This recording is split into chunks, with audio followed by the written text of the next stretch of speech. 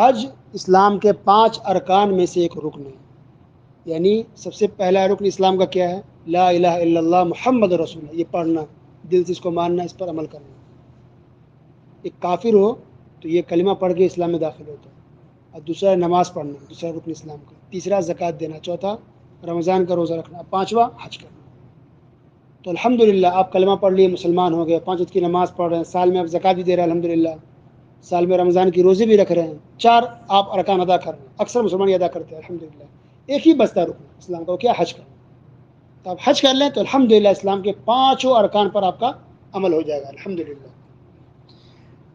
تو صحیح بخاری کی حدیث ہے، حدیث نمبر 8، اور صحیح مسلم کے اندر بھی ہے یہ حدیث، اور حدیث کی اکثر کتابوں میں حدیث ہے کہ نبی کریم صلی اللہ علیہ وسلم نے ارشاد فرمایا کہ اسلام کی بنیاد 5 چیزوں پر ہے. اسلام کا ارکان 5 ہے، اور اس میں سے کیا ہے؟ والحج، حج کرنا، جو زندگی میں ایک بار فرض ہے، اور اس کے علاوہ کرنا یہ نفل ہے، مستحب ہے. کرے تو اچھی بات ہے، نہیں کرے تو کوئی گناہ نہیں.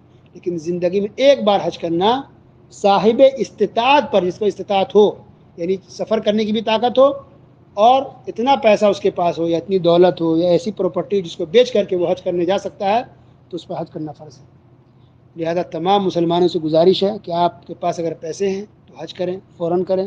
پیسے نہیں ہیں، اگر آپ کے پاس پراپرٹی کی شکل میں آپ کو دولت ہے، زمین ہے، جائیداد ہے، ماشاءاللہ، ایکسٹرا گھر ہے، یا الگ سے آپ کے پاس دکان ہے جو اپنے کرایہ پر دے رکھا ہے، اس کو بیچ کر کے حج کریں. یہ آپ کی پراپرٹی ہے ماشاءاللہ، جو آپ کی ضروریات زندگی کے علاوہ ہے.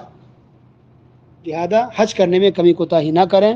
انسان کی زندگی کا بھروسہ نہیں، صحت کا بھروسہ نہیں، حالات کا بھروسہ نہیں. بہت سے مالدار ہیں جو کچھ سالوں کے بعد غریب ہو گئے. ہو سکتا ہے کہ آپ سوچ رہے ہیں کہ چلو بعد ہم کر لیں گے، بعد میں آپ کو پیسے نہ رہیں، اور حسرتوں میں، افسوس میں آپ زندگی گزار لیں. حسرت مطلب افسوس. کچھ لوگ بیٹی کا نام رکھتے ہیں حسرت. بھائی حسرت افسوس کا نام ہے، یہ کوئی نام ہے؟ اچھا نام ہے. تب حسرتوں میں نہ جیے، بلکہ فوراً حج کریں. بہت سے لوگ جو پاسپورٹ بنواتے ہیں، اتنا لمبے فرصت سے بناتے ہیں کہ پاسپورٹ بناتے دنیا سے نکل جاتے ہیں، لیکن پاسپورٹ نہ نکلتا ان کا. بعد میں ان کی اولاد روتی ہے، بیوی روتی ہے، بیوی کے انتظار شوہر روتا ہے کہ کاش کہ ہم پہلے بنوا لیتے پاسپورٹ اور حج کر لیے ہوتے یا کرا دیے ہوتے. تو بہت سے لوگ ایسے ہیں جو پاسپورٹ بنانے میں لیٹ کرتے ہیں، حج نہیں کر پاتے. اور بہت سے لوگ ایسے یہی کچھ نہ کچھ دنیاوی کام کو سمیٹنے میں اور مکمل کرنے میں لگے رہتے ہیں. یاد رکھیے، دنیا کا کبھی بھی کام کمپلیٹ نہیں ہوتا ہے. آپ کی تمام تمنائیں، آرزو کبھی پوری ہو ہی نہیں سکتی ہے. ہر انسان چاہتا ہے کہ یہ ہو جائے، وہ ہو جائے، یہ سیٹ ہو جائے، وہ سیٹ ہو جائے، یہ سیٹل ہو جائے، وہ سیٹل ہو جائے. ہر انسان سوچتا ہے، پر ہر چیز سیٹ ہوتا ہی نہیں ہے. ٹھیک ہے، انسان سیٹ ہو جائے قبر میں جا کر کے، لیکن اس کی خواہشیں، اس کی تمنائیں، اس کی پلاننگ کبھی سیٹ نہیں ہوتی ہے. تو آپ قبر کی صندوق میں، قبر کی گہرائیوں میں اور مٹی کے اندر پہنچ جائیں گے، لیکن آپ کی پلاننگ، آپ کے کام کبھی سیٹ ہونے والے نہیں. ٹھیک ہے، یہ ہر انسان کی فطری چیز ہے. اس لیے ساری پلاننگ کو سائڈ میں رکھیں، اور جتنی جلدی ہو سکے آپ حج کریں. ہاں، قرض اگر باقی آپ کے ہو تو پہلے قرض ادا کیجیے. یہ بات ہے، قرض کی معافی نہیں، پہلے قرض ادا کریں، بعد میں حج کریں. اور حج کرنے میں کمی کوتاہی یا لیٹ نہ کریں. اللہ تعالیٰ سے دعا کہ اللہ تعالیٰ تمام مسلمانوں کو حج کرنے کی توفیق عطا فرمائے.